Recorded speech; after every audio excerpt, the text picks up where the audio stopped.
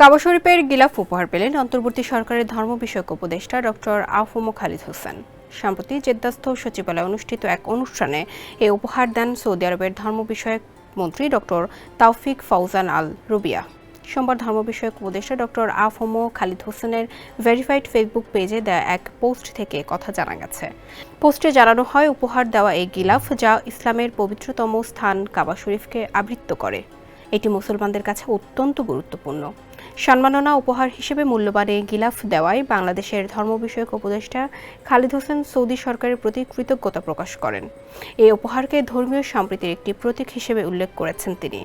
এ ধরনের সম্পর্ক ভবিষ্যতে আরও শক্তিশালী হবে, যা উভয় দেশের মধ্যে সাংস্কৃতিক এবং ধর্মীয় বন্ধনকে আরও গভীর করবে। স্যান্ডেলিনা সো, রূপচর্চায় আভিজাত্য। সৌদি আরবের প্রেস এজেন্সির বরাতে জানা যায়, কাবা শরীফের গিলাফ প্রতি বছর হজের সময় পাল্টানো হয়।